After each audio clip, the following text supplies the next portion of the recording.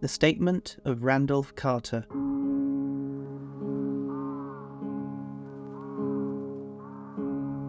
Written by H.P. Lovecraft.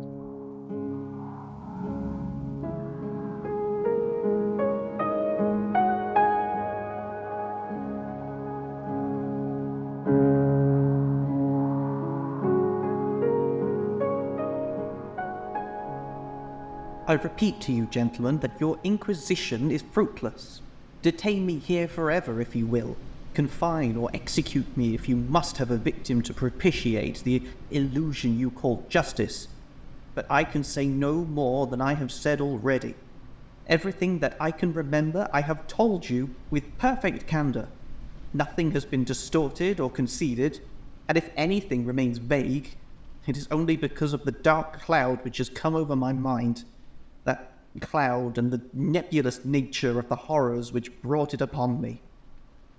Again I say I do not know what has become of Harley Warren, though I think, almost hope, he is in peaceful oblivion, if there be anywhere so blessed a thing.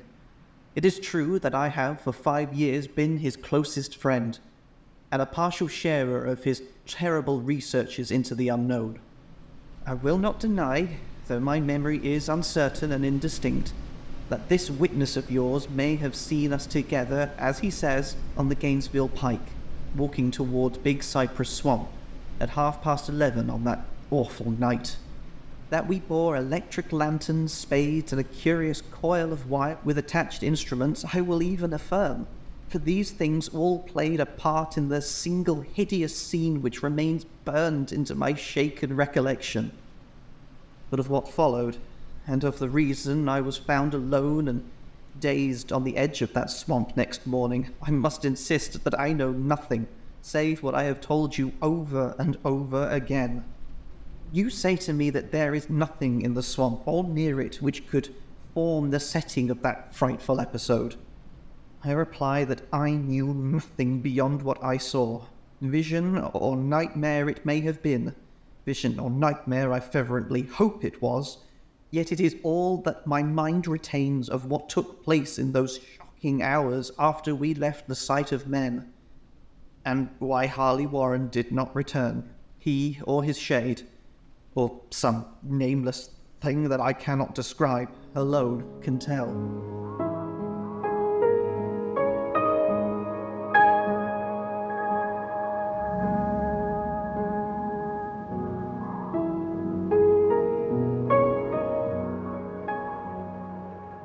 As I have said before, the weird studies of Harley Warren were well known to me, and to some extent shared by me. Of his vast collection of strange, rare books on forbidden subjects, I have read all that are written in the languages of which I am master, but these are few as compared with those in languages I cannot understand.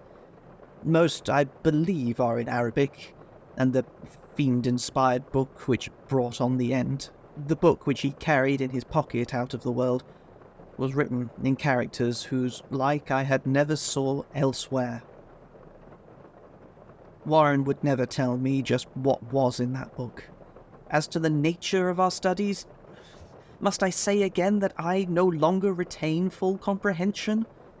It seems to me rather merciful that I do not, for they were terrible studies, which I pursued more through reluctant fascination than through actual inclination. Warren always dominated me, and sometimes I feared him. I remember how I shuddered at his facial expression on the night before the awful happening, when he talked so incessantly of his theory, why certain corpses never decay, but rest firm and fat in their tombs for 1,000 years. I do not fear him now, for I suspect that he has known horrors beyond my ken. Now I fear for him. Once more I say that I have no clear idea of our object on that night. Certainly it had much to do with something in that book which Warren carried with him, that ancient book in undecipherable characters which had come to him from India a month before, but I swear I do not know what it was that we expected to find.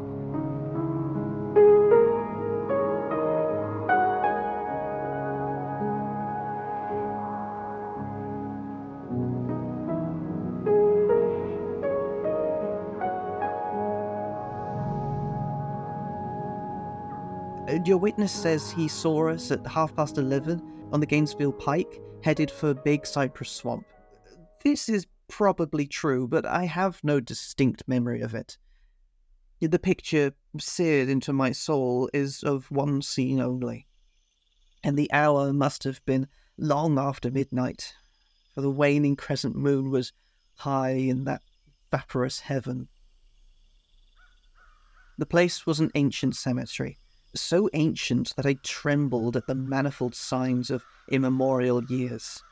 It was in a deep, damp hollow, overgrown with rank grass, moss, and curious creeping weeds, and filled with a vague stench which my idle fancy associated absurdly with rotting stone. On every hand were the signs of neglect and decrepitude, and I seemed haunted by the notion that Warren and I were the first living creatures to invade a lethal silence of centuries. Over the valley's rim a wan, waning crescent moon peered through the noisome vapours that seemed to emanate from unheard-of catacombs, and by its feeble, wavering beams I could distinguish a repellent array of antique slabs, urns, cenotaphs, and mausoleum facades, all crumbling, moss-grown, and moisture-stained, and partly concealed by the gross luxuriance of the unhealthy vegetation. My first vivid impression of my own presence in this terrible necropolis concerns the act of pausing with Warren before a certain half-obliterated sepulchre, and of throwing down some burdens which we seemed to have been carrying. I now observed that I had with me an electric lantern and 2 spades, whilst my companion was supplied with a similar lantern and a portable telephone outfit. No word was uttered, for the spot and the task seemed known to us, and without delay we seized our spades and commenced to clear away the grass, weeds, and drifted earth from that flat, archaic mortuary. After uncovering the entire surface, which consisted of 3 immense granite slabs, we stepped back some distance to survey the carnal scene, and Warren appeared to make some mental calculations.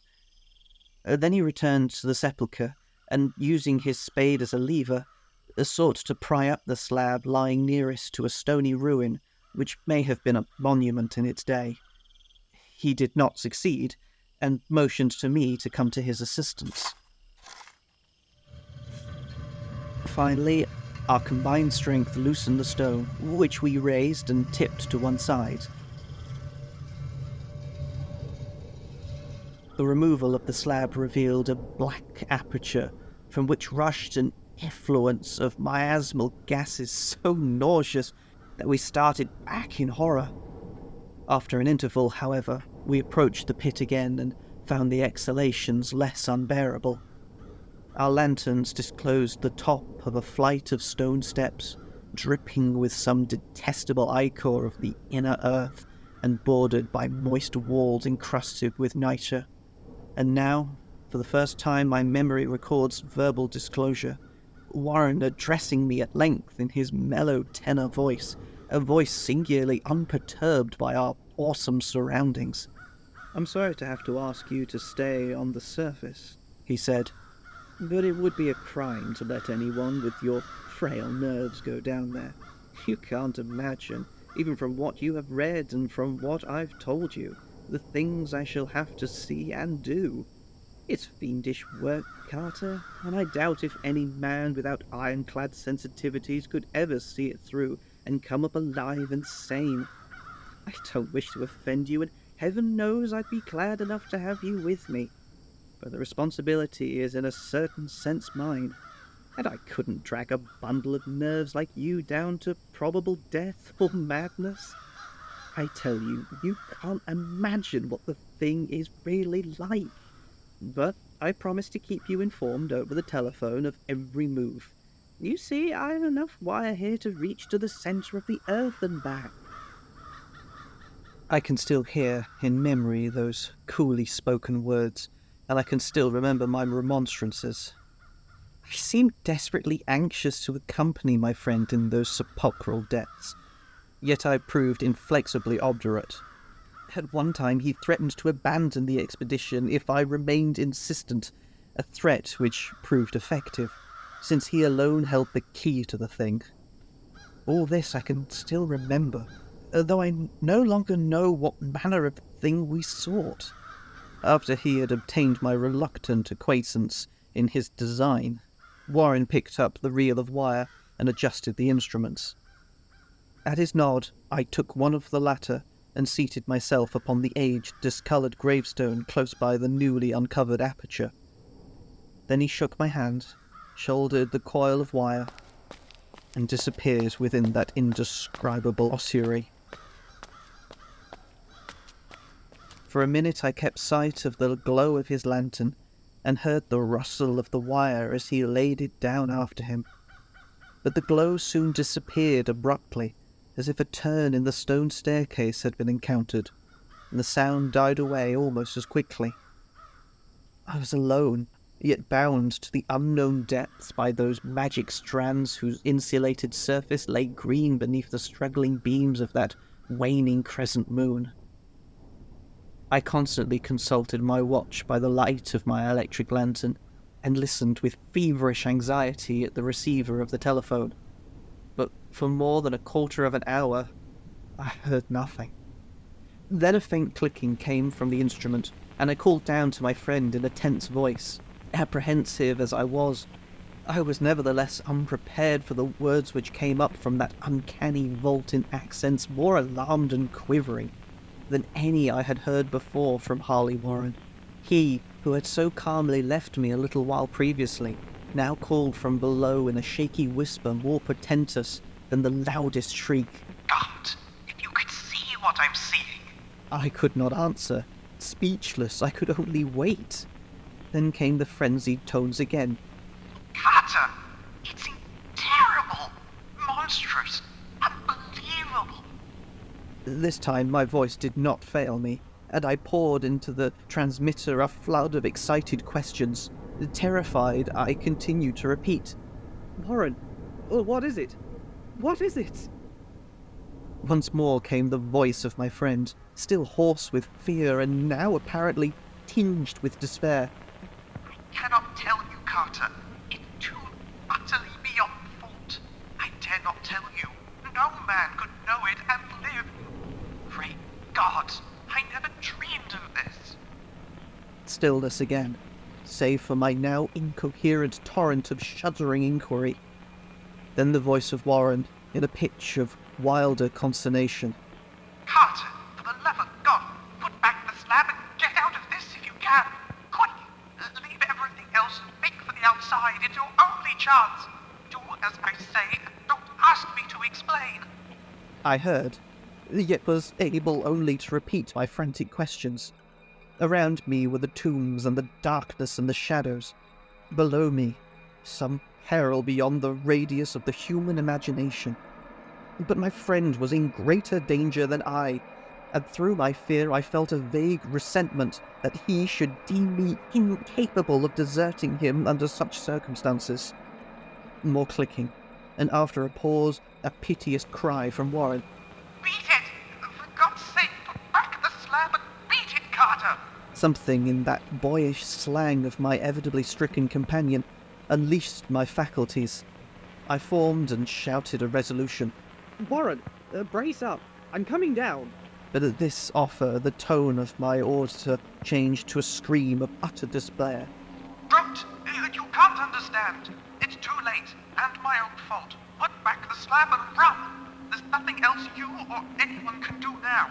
The tone changed again, this time acquiring a softer quality and of hopeless resignation.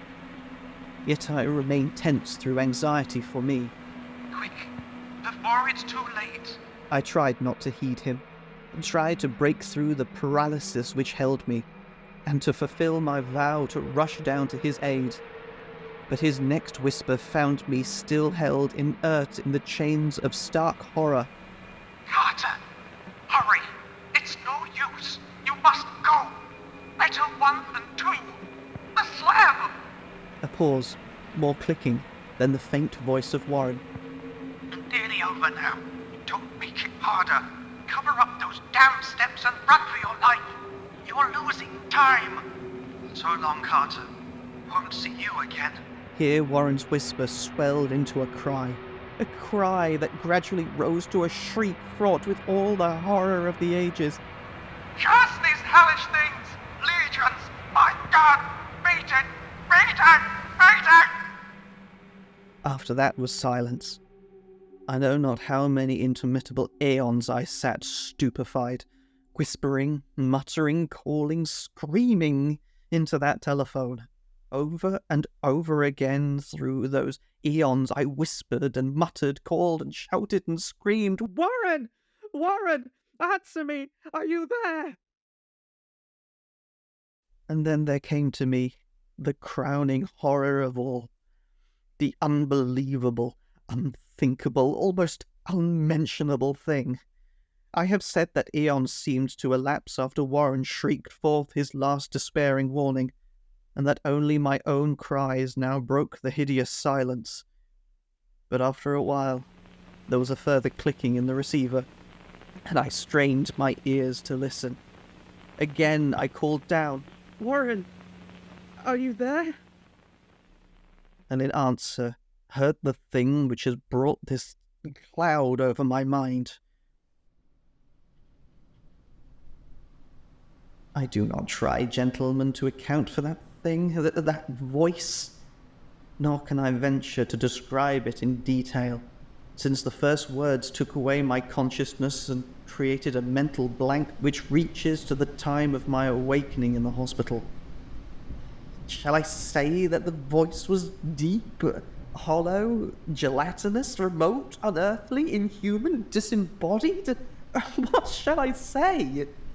It was the end of my experience, and is the end of my story. I heard it, and knew no more. Held it as I sat petrified in that unknown cemetery in the hollow, amidst the crumbling stones and the falling tombs, the rank vegetation and the miasmal vapours. Heard it well up from the innermost depths of that damnable open sepulchre, as I watched amorphous necrophagous shadows dance beneath an accursed waning moon. And this is what it said. You fool. Warren is dead.